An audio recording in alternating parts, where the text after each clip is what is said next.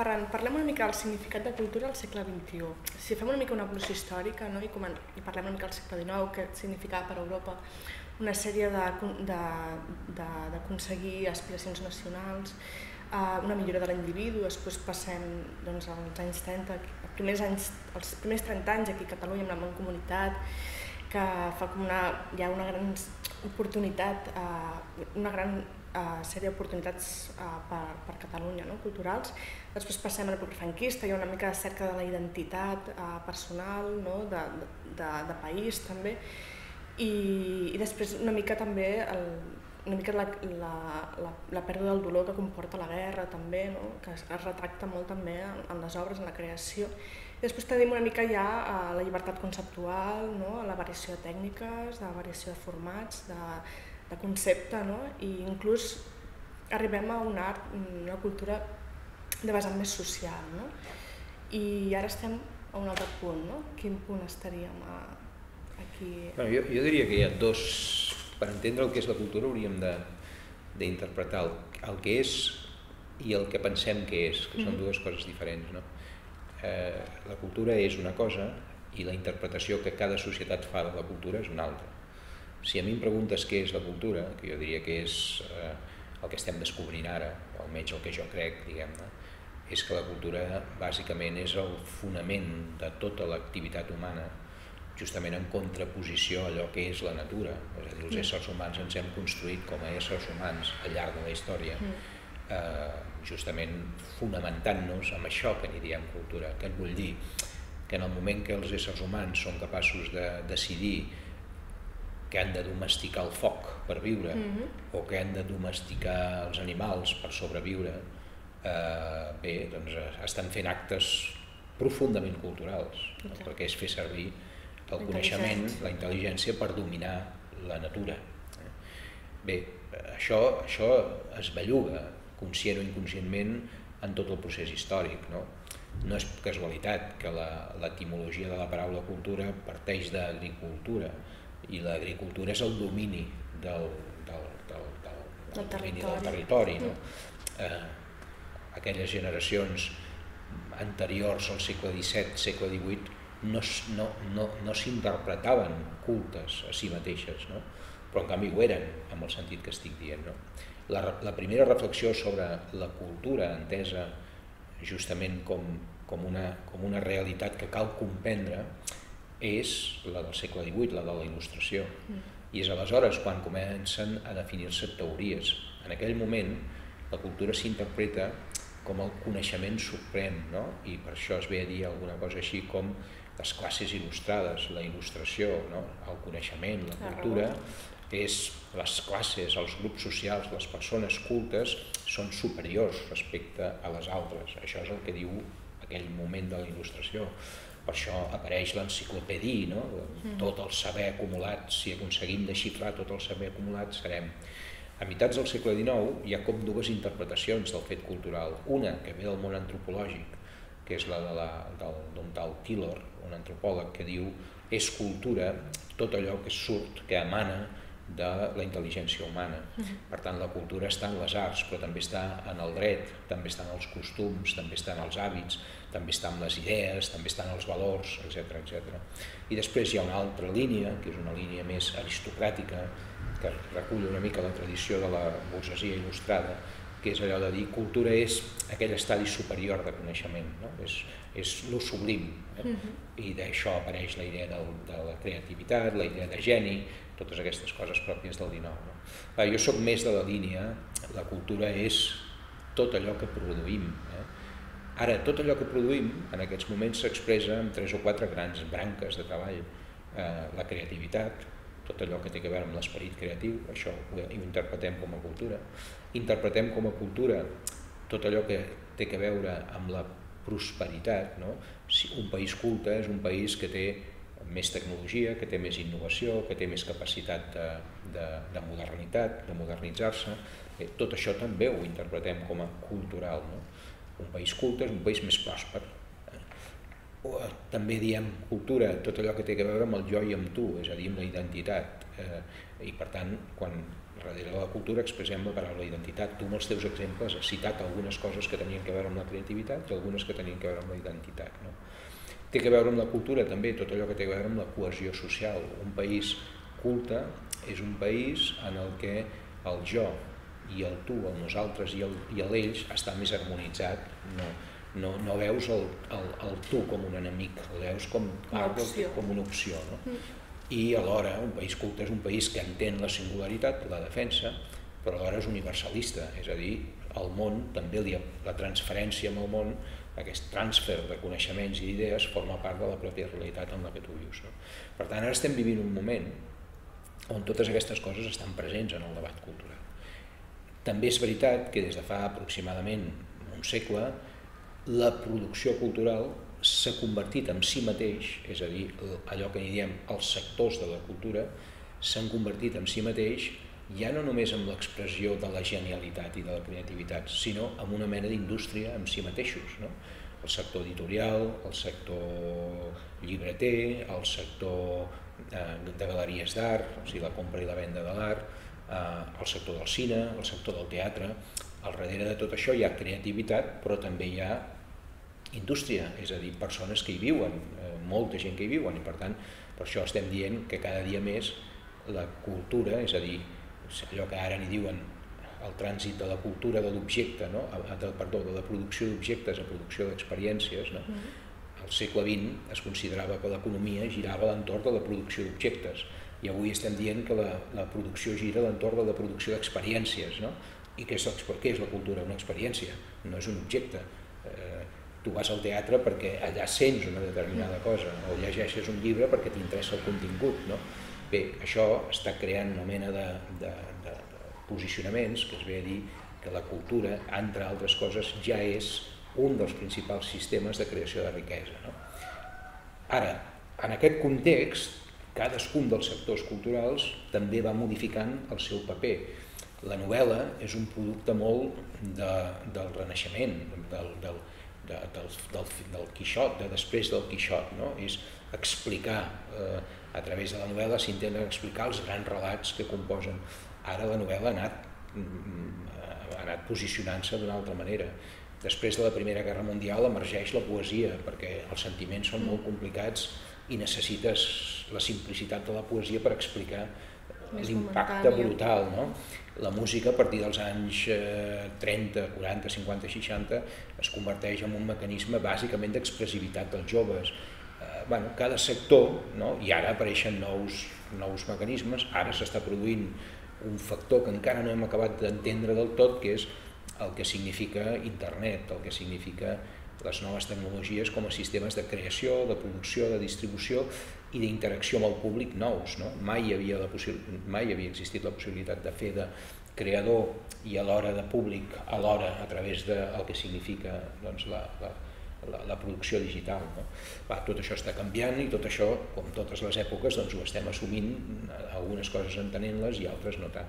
Sembla que és un fet cultural ja la xarxa entre institucions, no? La col·laboració amb diferents institucions. No? Per exemple, la xarxa de museus de Catalunya ja comença, ja té una sèrie de 14 museus en el qual ja estan pendents de col·laborar uns amb els altres. No? 114 museus. 114?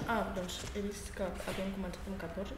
Potser estava mal indicat. Són 114. Doncs he vist malament la xifra. Doncs 114, molt millor. És a dir, no, home, aviam, això, cada país amb això és diferent. No? Nosaltres tenim una història en la construcció de museus o la construcció de centres culturals molt erràtica. Hem tingut poc estat, per tant hem sigut poc ordenats. L'estat és un instrument al servei de la societat que té la missió d'ordenar els processos. En principi, un bon estat significa una bona síntesi dels anhels col·lectius i els ordena. Nosaltres tenim un sistema de bibliotecari que es va crear l'any 14 i que més o menys es pensava que en 25-30 anys estaria configurat. Bé, aquell model ha costat 100 anys acabar-lo, i ha costat 100 anys perquè no hi ha hagut un estat que li hagi donat continuïtat. L'any 14 es va crear i l'any 23 es va aturar per la dictadura d'en Rivera. Es va tornar a reprendre amb la República, però es va tornar a morir amb el franquisme i l'hem acabat ara. Per tant, nosaltres tenim un sistema cultural molt erràtic i que ha posat les competències en mans dels ajuntaments, en mans de les diputacions, en mans dels consells comarcals, en mans de la Generalitat. Davant d'un sistema molt erràtic hi ha una fórmula per treballar que alhora és la fórmula més moderna des del punt de vista de la feina, que és la cooperació, la idea aquesta de les interdependències, i que és bo que funcionin. Per tant, sí, jo soc molt favorable a que entenguem, no discutint tant de qui és el propietari de les coses i més de com cooperar entre uns i altres. La cooperació entre les administracions, la cooperació entre les administracions i el món privat, la cooperació entre el món privat i el món associatiu, la cooperació entre el món associatiu i el món privat amb els creadors, és a dir, les persones. Tot això ha de formar un magma que ha d'interpretar la realitat d'una manera diferent a la tradicional, molt menys jeràrquica, molt més de baix cap a dalt, etc. Això és el que s'acabarà imposant en els propers anys. Vaig veure que, per exemple, hi ha una nova cosa, que és les valoracions estratègiques, que em sembla que és una cosa que diguem. I sembla que és com una inici de transparència, no, també, de les institucions. Sí, això és una cosa que vam posar. Jo vaig insistir molt en això. La veritat és que és una cosa que jo personalment diria que en soc bastant el responsable, perquè jo sempre he pensat que el Conca, una de les feines més interessants que ha de fer és acostumar-se a fer i acostumar-nos a tots a fer el que en podríem dir valoracions, si tu vols. Quan fem una anàlisi econòmic d'una institució, oi que agafem una empresa externa i li diem fes-nos un estat d'aquesta entitat cultural des del punt de vista de l'economia. Compleix o no compleix els objectius, fa una auditoria. Fem una auditoria des del punt de vista econòmic d'aquesta entitat cultural. Fa les coses bé, suma i resta bé, gasta diners inútilment. Doncs no estem, en canvi, acostumats a la idea d'auditoria cultural. Jo vaig insistir molt en que el Conca havia de ser un instrument d'auditoria cultural. En què s'ha de basar l'auditoria? En els contractes programes. És a dir, l'executiu fa amb cada centre cultural un contracte programa. Què ha de fer el Conca? Verificar si aquest contracte programa funciona o no, si les coses es fan bé, si tot allò que es demana en aquella institució es desplega i si no ho pot desplegar, per quina raó. Per tant, sí, jo crec que el triangle és, d'una banda, que cada institució cultural basi la seva feina amb un contracte programa, que aquest contracte programa sigui auditat per al Conca i que aquest contracte programa i aquesta auditoria tinguin en el Consell d'Administració d'aquesta entitat el responsable final. Per tant, autonomia total, llibertat total, però subordinació a un contracte programa, és a dir, als interessos col·lectius prèviament pactats. Perquè si no, al final acostuma a passar que els centres públics acaben sent autònoms dels interessos de tothom i acaben configurant-se en funció dels interessos de la gent que els gestiona. No és correcte. Seria incorrecte que estessin obligats a fer allò que diu el polític de torn, això no seria correcte, però tampoc és correcte que facin allò que li sembla en el director de torn. Per tant, com s'aconsegueix un equilibri correcte? Contractes programa. És a dir, què demanem des de l'administració que faci aquell centre en funció de l'interès general? Això, pactat. Allò que està pactat, qui té la missió de verificar-ho? Cap de les dues parts, ni el director, és a dir, ni l'equip de gestió, ni l'administració. Qui s'ho mira, qui ho observa, qui ho analitza, qui ho audita? El Conca. Després hi ha una altra part del Conca, que és l'apartat del suport, que també ha variat una mica, que he vist que es fa a través d'altres institucions, no hi ha com una... no ho sé, he vist alguna cosa... No, això sí, això també és un canvi que es va produir. És a dir, el Conca, al meu entendre, no ha de tenir polítiques executives sobre la vida cultural, no ha de gestionar subvencions, això ho ha de fer l'executiu. El Conca el que ha de fer és verificar el conjunt del sistema. Per tant, el Conca el que ha de verificar és si les subvencions es donen o no es donen correctament, si es donen en funció de criteris prèviament definits, si hi ha alguna mena de trampa, si hi ha alguna mena de favoritisme, tot això és el que ha de fer el Conca. Si les propostes de subvencions són les que el país necessita o estan antiquades o són tan modernes que no les entén ningú. I en quant al mecenatge, podem dir també que anem cap a un mecenatge més privat, potser... per exemple, el Festival de Temporada Alta, per exemple, hi ha un 20% que ja es financia per empresaris locals i hi ha diversos exemples que comencen a funcionar. Jo crec que té molt per recórrer el mecenatge, no? Molt, sí. Té molt. Ara, perquè el mecenatge funcioni, la primera cosa que has de fer és fer una llei que ho faci favorable. Per tant, el mecenatge millorarà si les lleis ho fan favorables. Tot i així, en el cas català, jo crec que en els propers 10 anys de llarg el mecenatge públic, si vols tu, l'aportació, la inversió pública serà molt superior al mecenatge. És a dir, si arribéssim a una quota general del 20%, jo ja ho trobaria formidable, no? És a dir, ara quan, no sé, la majoria d'entregues de guardons que tu veus dels àmbits culturals, sí, els de cine, els de teatre, els de música, els del circ, tots aquests, tu l'únic que no veus és l'aportació pública que hi ha perquè allò sigui possible. Tu veus una empresa que diu, dona un premi, d'acord, i allò són 10, 15, 20, 25.000. El que no saps és que perquè allò hagi estat possible, allà hi ha hagut un 85%, un 90% o un 95% d'aportació pública. Avui per avui encara l'aportació pública és molt important. Això podria millorar una mica, favorablement, si poguéssim fer, des del Parlament de Catalunya, lleis a favor del mecenatge. Ferran, és possible en un futur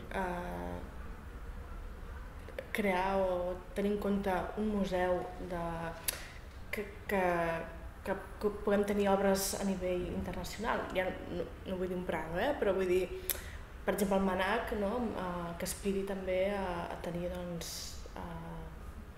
obres d'artistes de...